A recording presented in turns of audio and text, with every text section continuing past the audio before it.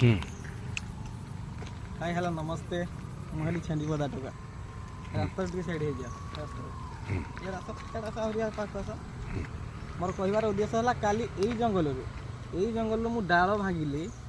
are टे देख ये जो खाल थिला से खाल मु डाल पकई तो खुशी कथा ये बा पकईला से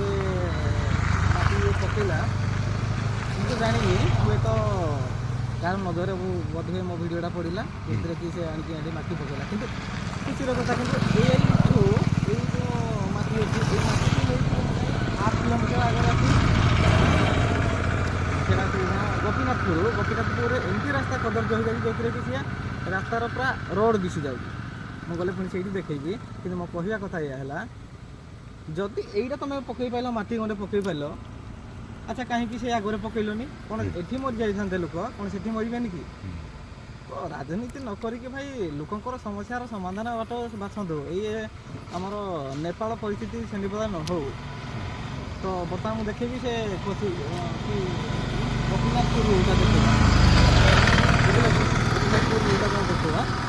भाई भल कथा ये माटी पकईदे लोक मान कौन से हईराण हो पारे बुझे कि लोक बर्तमान आराम से जापर कि यार समाधान है माटी पकईदेला मैंने रोड सेफ्टी हो कि पुणी चले कि वर्षा हो गले पुणी जो खाल को से खाल हो तो दया करी राजनीति न करी सी आगे जो अच्छी रोड दिशुची मुझे भिडियो टे बनइबा पुणी लोक देखा आस ये देखो गोपीनाथपुर रास्ता से गले गोपीनाथपुर को से गाँव को जाक पड़ो तो मुझे कहता है से माटी गंटे पकई पार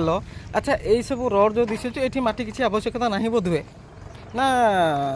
डरी गल ना कौन मुझे से कथा कहीपर ना ये मना कला ना किए ये रास्ता केमती अच्छी लोक मैंने केमती जी ये देख लो ये रोड दिशुची